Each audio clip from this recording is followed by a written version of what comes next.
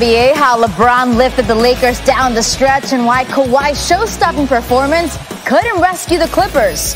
A historic Heisman for Devontae Smith, what the Alabama wide receiver can do that no other wideout has done before. And the Browns lose their coach and a Pro Bowler to the COVID list, why there may be more problems in Cleveland as they get ready to face the Steelers.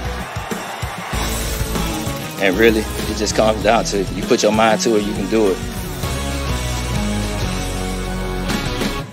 Can they see me? Oh, mic's on? Hey guys, how's it going? We see you.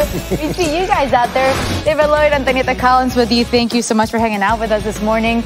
So the NFL regular season already in the books. Our crew has been diving through the best highlights for the top 10 plays of the entire season. They did it. And all I have to tell you is that defense might win championships, but it might not win top plays. Always an amazing compilation after a full season of the NFL. But top plays is like 55 minutes away. Let's take this one highlight at a time, Tony. Start with the champs, LeBron and the Lakers in Memphis. As Jim Morrison put it, cold grinding grizzly bear jaws hot on their heels. Tight game, bit of a rock fight, under 2 minutes. Game in the 80s. LeBron taking over late. Finding Anthony Davis with the bounce pass and the finish. AD had 26. LeBron had 26. Really good down the stretch. The fadeaway over Dylan Brooks. LeBron trying to be helpful. Tells the Grizzlies bench, hey, Brooks is too small to cover me.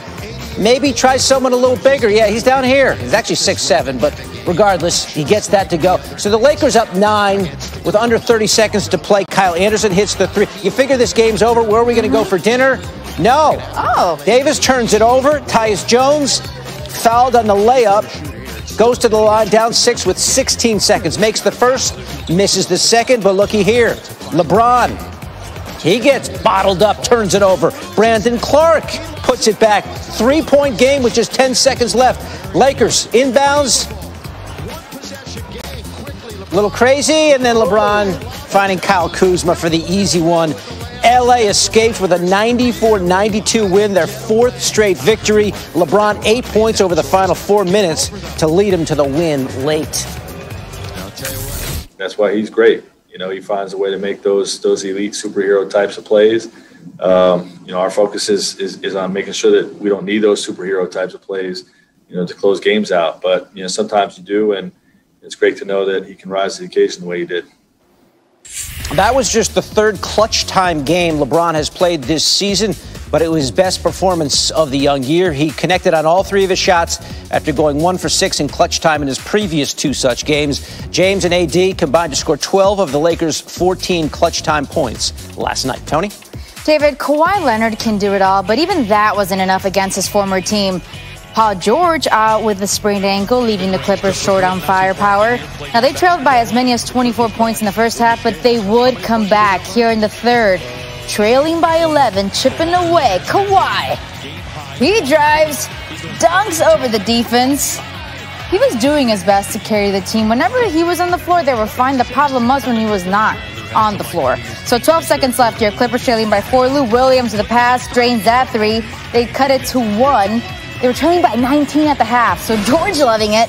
But the Spurs finishing strong. Sometimes you forget how good Patty Mills is, but he was shining last night. Drains that 3. He hit 8 3-point shots. He would go for 27. A minute remaining. Patrick Beverley drives, finishes at the rim. So the Clippers trim the lead to 4. Now 6 seconds remaining. Clippers down by 3. One last shot, so give it to Kawhi, right? He got a good look, but he's unable to make that 3-pointer. The comeback falls short. Leonard goes for 30 points, 10 assists. Spurs with a 116-113 win. The road does not get easier for the Clippers tonight. They begin a 2-game series against the red-hot Steph Curry team and the Warriors. Both games are on ESPN tonight and Friday night at 10 Eastern, 7 Pacific as well. So we had nearly 3 decades of Heisman Award winners and none who went to guys who catch the ball. That ended last night with Alabama senior Devontae Smith, who became the 3rd Alabama player to claim college football's most prestigious award and the first receiver to win it since Michigan's Desmond Howard in 1991. Smith, who in high school would drop to the floor and do push-ups whenever he saw his reflection because he thought he was too small to play college football, had a powerful message for kids like him. To all the young kids out there that's not the biggest, not the strongest, just keep pushing, because I'm not the biggest. I've been doubted a lot just because of my size. And really, it just comes down to you put your mind to it, you can do it. No job is too big. If you put your mind to it, you can do it, and just keep believing in God, and you'll get where you want to be. Well said. Of course, Smith's hoping this isn't the last piece of hardware he'll win this year. He has a chance to become just the 5th non-quarterback to win the Heisman and national title in the same season over the last 50 years. The last non-QB to win both was Alabama's Derrick Henry in 2015. Smith would also be the first wide receiver to take home the top individual trophy on a team that wins it all. Heisman Trophy in hand, the only thing left to do now is for Smith to end his career the way it began, by competing for the national championship.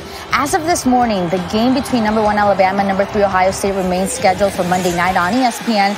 Though sources have told our college football reporter Heather Dinich there have been discussions about postponing the game because of COVID-19 issues within Ohio State's program. With that, let's bring in Heather. Heather, you spoke with Executive Director Bill Hancock last night about the status of Monday night's national championship game. What can you tell us about that conversation?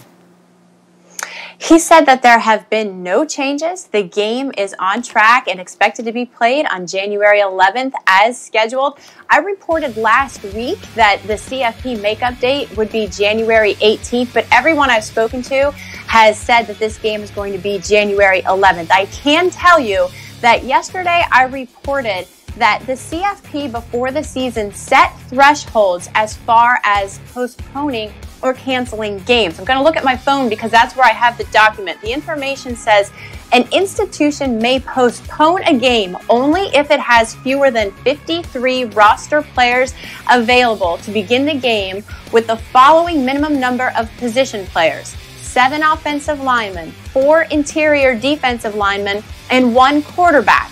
An institution may play with fewer than the threshold numbers of players if it elects to do so. So as I said, Tony, the game is on track for January 11th, but COVID-19 is a situation that remains fluid, and that includes college football and the national championship. Yeah, if to your point, if we've learned anything this college football season, it's that it pays to be flexible. The Buckeyes